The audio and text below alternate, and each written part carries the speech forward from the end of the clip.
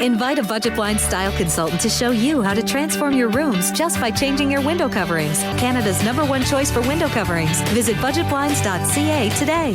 It was an all Lloydminster affair down at the Legion last night. Now you had the Lloydminster Twins, you had the Midwest Expos, and it's been a tough start for the Expos as they were still looking for their first win of the season. Now head to the top of the second inning, and the Twins, well, they have the bases loaded, 1 out. The Expos pitcher plunks Brett Morton. Well, that will allow a run to score. The very next batter, Chris Osmack, he also gets hit by the pitch that allows Calvin Ireland to score. Makes it 2-0 Twins. Now the Twins, they actually would score 3 runs this inning, all coming off batters getting hit. Now top of third, Twins up 4-0. Check out this save in the outfield. Justin Tyndall making the great diving catch to end the inning. Now Twins now up 6-0. Ireland taps one to third. And well, some miscommunication here will allow Steve Barber to score. That was his 3rd run of the game, makes it a 7-0 game for Twins. Now bottom 5th, Twins up 7-1. Aaron Trapko for the Expos, and well, he will ground one to first, knocks in another Expos run, makes it 7-2. Now still in the 5th, Expos add another to make it 7-3 before Joey Sugar sends one to center field, and Dirk Treptow with a great effort just comes up short though. Trepko plates. It is now 7-4, and that's as close as this one would get. Twins take this one 7-4. Now although they come out on top, Troy Winterholt says their team needs to be better on defense.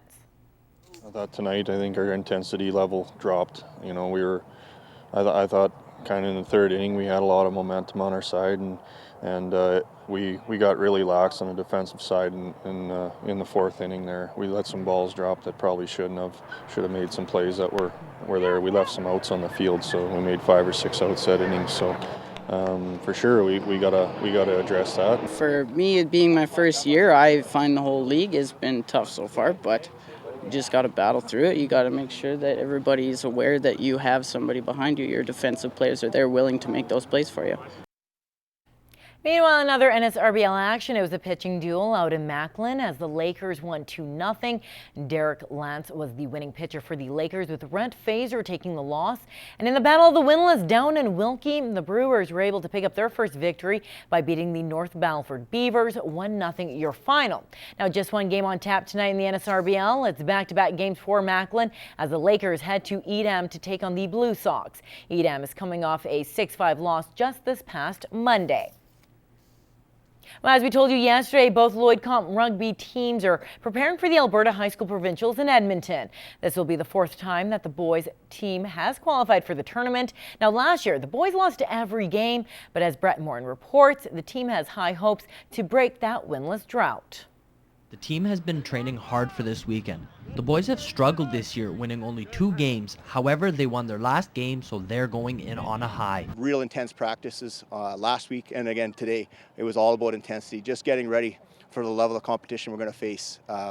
It's going to be an eye-opener for a lot of the players, and so what I want them to be prepared for is how hard the play is going to be at this tournament. With teams coming from all over Alberta, they will be facing stiff competition, but the boys believe they are up for the challenge. Last year we were playing teams from Edmonton and Calgary, and they were a whole different level compared to us. Just had such fast guys, and they were unbelievable. Really, we were just trying our hardest to keep them away from our end. Huge.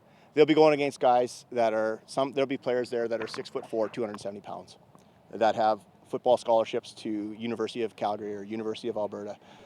We're going against teams that have played probably 30+ games this year and have been playing, for a long time since they're just kids. So the level of competition is extremely intense, which on one hand is intimidating, yet on the other hand, that's why it's so rewarding, because it's so hard. Although the year hasn't been as good as the boys hoped, they have improved since the beginning of the season. Twice fault. Couldn't catch a ball at the start of the year, most of the team anyway. We've progressed to catching balls and scoring tries. I think we're definitely going to try our hardest, and we might. The team has progressed a lot throughout the year. We've gotten better each game, so I'm just hoping we have a lot of fun and maybe win a couple of games. The biggest thing on the team side going into provincials is their frame of mind. You got to go in with the attitude that you're going to win every game. That's no doubt. That's the attitude we're going to go in with. I know we're going to go against some some tremendous teams. If we came away with one win, I would call that success, but we're going to go into every game with the attitude that we're going to win, that we're going to put some hurt on some people. Brett Morton, Newcap Sports. Well, the puck is being dropped on the Stanley Cup final tonight. Will it be the Chicago Blackhawks or the Tampa Bay Lightning? Here at Newcap, the sports department, plus our very own playoff predicting pooch, have made our pick for the Cup winner.